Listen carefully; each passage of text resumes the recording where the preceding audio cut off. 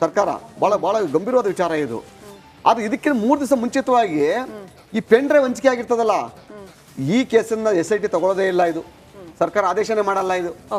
So ಅಲ್ಲಿ ಏನಾಯ್ತು ಅಂತಂದ್ರೆ ಇಲ್ಲಿ ಅವ್ರ ಗುರಿ ಮೈತ್ರಿ ಜೊತೆ ಬಿಜೆಪಿ ಜೊತೆ ಮೈತ್ರಿ ಮಾಡ್ಕೊಂಡ ಪಕ್ಷವನ್ನ ಮಣಿಸ್ಬೇಕು, ದೇವೇಗೌಡ ಕುಟುಂಬವನ್ನು ತೆಗಿಬೇಕನ್ನೋದು ಅವ್ರ ತಲೆಯಲ್ಲಿ ಬಂತು ಅಷ್ಟೇ. ಅಲ್ಲಿ ಈ ಸಮಾಜಕ್ಕೆ ನ್ಯಾಯ ದೊರಕಿಸ್ಕೊಡ್ಬೇಕನ್ನೋದು ಯಾರಲ್ಲಿ ಇಲ್ಲ. ನಾನು ಇಷ್ಟು ಹೋರಾಟ ಮಾಡಿ ಇಷ್ಟೆಲ್ಲ ಬಂದು ಕೂಡ ಇದು ನ್ಯಾಯನೇ ಇಲ್ಲ ಇಲ್ಲಿ. ಸರ್ ಆಯ್ತು, ಖಂಡಿತ. ಈಗ ಸುಮಾರು ಪ್ರಶ್ನೆಗಳಿದೆ.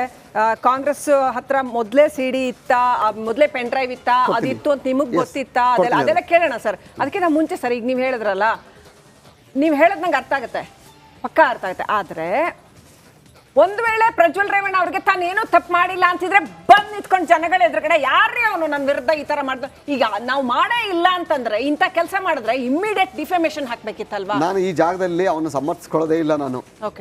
ಯಾಕೆ ಅಂದ್ರೆ ಅವನು ಆರೋಪಿ ಸ್ಥಾನದಲ್ಲಿ ನಿಂತವನೇ, ಅಲ್ಲಿ ಅವನು ಫೇಸ್ ಮಾಡಲೇಬೇಕು ಅವನಲ್ಲಿ. ಅದ್ರಲ್ಲಿ ಅವನು ಅಲ್ವ ಅನ್ನೋದನ್ನ ಅದು ತನಿಖೆಯಿಂದ ಪ್ರೂವ್ ಆಗ್ಲೇಬೇಕಲ್ಲ. ನಾನು ಇವತ್ತಿನ ಸಂದರ್ಭದಲ್ಲಿ ಅವನ ಬಗ್ಗೆ ಯಾವುದೇ ವಿಚಾರ ಮಾತಾಡಲ್ಲ. ಯಾಕಂದ್ರೆ ನನಗೂ ಅಕ್ಕ ತಂಗಿಯರಿದ್ದಾರೆ, ತಾಯಿಯಂದಿರಿದ್ದಾರೆ, ನನಗೂ ಹೆಣ್ಮಕ್ಳಿದ್ದಾರೆ. ಅಲ್ಲಿ ನಾನೊಬ್ಳು ಮಗಳು ತಂದೆ ಆಗಿದ್ದೀನಿ ನನ್ನಲ್ಲಿ. ಅದರಲ್ಲಿ ಅವನು ತಪ್ಪು ಮಾಡಿದ್ರೆ ಕ್ಷಮಿಸೋ ಪ್ರಶ್ನೆನೇ ಇಲ್ಲ ಈ ದೇಶ, ಖಂಡಿತ ಇಲ್ಲ.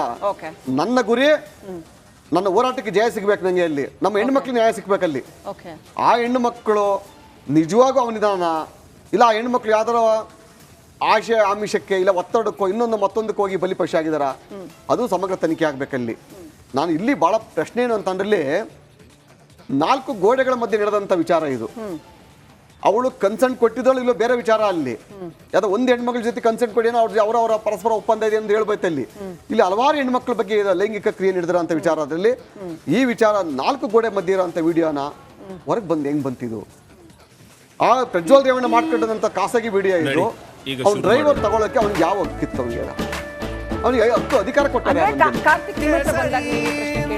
ಖಂಡಿತ ಕೇಳಿದ್ದೀನಿ ನಾನು, ಕೇಳಿ ಅದು ಬರ್ತೀನಿ ನನಗೆ. ಅಲ್ಲಿ ಕಾರ್ತಿಕ್ ನನ್ನ ಹತ್ರ ಬಂದಿದ್ದು ಕಕ್ಷಿದಾರನಾಗಿ. ಯಾಕೆ ನಾನು ಹಲವಾರು ಕೇಸ್ಗಳು ನಾನು ಅಡ್ವೊಕೇಟ್ ಆಗಿದ್ದೀನಿ. ನಾನಲ್ಲಿ ನನ್ನ ಒಂದು ಅಡ್ವೊಕೇಸಿ ಮೇಲೆ ನಂಬಿಕೆ ನನ್ನ ಹತ್ರ ಬಂದ. ಅವನಲ್ಲಿ ಬಂದಾಗ ಒಂದು ಫೈಲ್ ತಂದ, ಒಂದು ಸಿವಿಲ್ ಸೂಟ್ ಒಂದು ಫೈಲ್ ತಂದ ಅಲ್ಲಿ. ಬಟ್ ಆದ್ರೆ ನಮ್ಮ ಕೆಲವರು ವಕೀಲರು ಸ್ವಲ್ಪ ಕ್ರಾಸ್ ಮಾಡಿದ್ರಲ್ಲಿ ಸಿವಿಲ್ ಸೂಟ್ ಕ್ರಿಮಿನಲ್ ಕನ್ವರ್ಟ್ ಆಗ್ತದೆ. ಅದು ಕಾರಣ ಯಾಕಂತಂದ್ರೆ ಅವನು ಯಾವುದೇ ಖಾಸಗಿ ಚಾನಲ್ ಯಾವುದೇ ಮೀಡಿಯಾ ಮತ್ತೊಂದ್ರಲ್ಲಿ ಪ್ರಸಾರ ಆಗಬಾರ್ದು ಆ ಒಂದು ಲೈಂಗಿಕ ದೌರ್ಜನ್ಯದ್ದು ಅಂತೇಳಿ ಸ್ಟೇ ತಗೊಂಡವನೇ ಅಂತೇಳಿ ಅವನು ನಮ್ಮ ಹತ್ರ ಸ್ಟೇ ತಗೋತಾನೆ. ಅಲ್ಲಿ ಇವನ್ನ ಅದನ್ನ ಕಾರ್ತಿಕ್ನ 88 ರೆಸ್ಪಾಂಡೆಂಟ್ ಮಾಡಿ ತೊಗೊಂಡಿರ್ತಾರೆ ಅಲ್ಲಿ. ಅದ್ರ ವಿರುದ್ಧವಾಗಿ ಇವನು ವಕಾಲತ್ತು ತಂದ ನನ್ನ ಕೊಡಕಲ್ಲಿ. ನಾನು ಅದನ್ನು ಓದಿದ್ಮೇಲೆ ಅಲ್ಲಿಗಂಟ ಅವ್ನು ವಿಡಿಯೋ ಬಗ್ಗೆ ಕೇಳಲ್ಲ, ನನಗೆ ಗೊತ್ತಿರಲ್ವಲ್ಲ. ಆ ಪ್ರೇಯರ್ ಇರ್ತದೆ ಅದರಲ್ಲಿ ಏನೇನು ಇದೆ ಅಂತೇಳಿ. ಆಗ ನಾನು ಏನಪ್ಪ ಸೆಕ್ಸ್ ಸ್ಕ್ಯಾಂಡಲ್ ಬಗ್ಗೆ ಉಲ್ಲೇಖ ಆಗಿದೆ ಅಲ್ಲಿ, ಏನದು ವಿಚಾರ ಅಂತ ಕೇಳ್ತೀನಿ. ಅಲ್ಲಿ ಹೌದಣ್ಣ ಕೆಲವು ವಿಡಿಯೋ ಇದೆ. ಏನು ವಿಡಿಯೋ ಇದೆ ಅಲ್ಲಿ? ಆ ವಿಡಿಯೋ ಇದೆ ಅಂದಾಗ ಅವನದೇ ಲ್ಯಾಪ್ಟಾಪ್, ಎಷ್ಟು ಬುದ್ಧಿವಂತ ಅಂತಾನೆ, ಅವನೇ ಲ್ಯಾಪ್ಟಾಪ್ ತಂದಿರ್ತಾನೆ. ಅದರಲ್ಲಿ ಒಂದು SanDisk, red colour SanDisk pendrive ತಂದಿರ್ತಾನೆ. ಅದನ್ನು ಹಾಕ್ಬಿಟ್ಟು ನನಗೆ ಶೋ ಮಾಡ್ತಾನೆ. ಅಲ್ಲಿ ಶೋ ಮಾಡೋದು 4 ವಿಡಿಯೋ ನೋಡೋದು ಶಾಕ್ ಆಗ್ತದೆ ನನಗೆ. ಅಲ್ಲಿ ಟೋಟಲಿ ಫೋಟೋ ನೋಡ್ತೀನಿ 2296. ಇವತ್ತು ಕೂಡ ನನ್ನ ಕಂಟೆಂಟ್ಸ್ ಚೇಂಜ್ ಆಗಿಲ್ಲ, ನನ್ನ ನಂಬರ್ಸ್ ಚೇಂಜ್ ಆಗಿಲ್ಲ. ಯಾಕೆ ನನ್ನ ಚೆನ್ನಾಗಿ ತಲೆ ನೆನಪಿದೆ. ಅಲ್ಲಿ ನೋಡಿದಾಗ ಅಲ್ಲಿ ಆಗ ಹೇಳ್ತೀನಿ ನಾನಲ್ಲಿ, ಇದ್ರಲ್ಲಿ ನೀನು ಅಪಿಯರ್ ಆಗಲ್ಲ.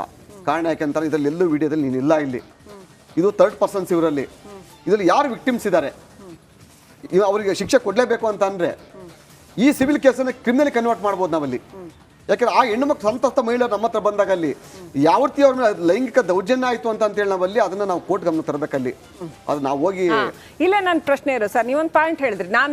ನೀವೊಬ್ಬ ಜವಾಬ್ದಾರಿಯುತ ವಕೀಲರು. ನೀವು ಈಗ ಒಬ್ಬ ಜರ್ನಲಿಸ್ಟ್ಗೆ, ಒಬ್ಬ ಡಾಕ್ಟ್ರಿಗೆ ಅಥವಾ ಒಬ್ಬ ಯಾವುದೇ ಅಧಿಕಾರಿ, ಪೊಲೀಸ್ ಅಧಿಕಾರಿಗೆ ಎಷ್ಟು ಜವಾಬ್ದಾರಿ ಇರುತ್ತೋ ನಿಮ್ಗೊಂದು ಸಮಾಜದಲ್ಲಿ ಜವಾಬ್ದಾರಿ ಇರುತ್ತೆ.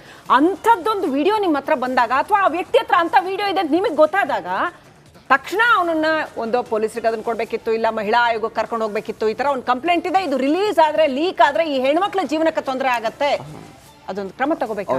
ಖಂಡಿತ ನನಗೆ ಕ್ಲಾರಿಫಿಕೇಶನ್ ಮಾಡ್ತೀನಿ. ಈಗಾಗಲೇ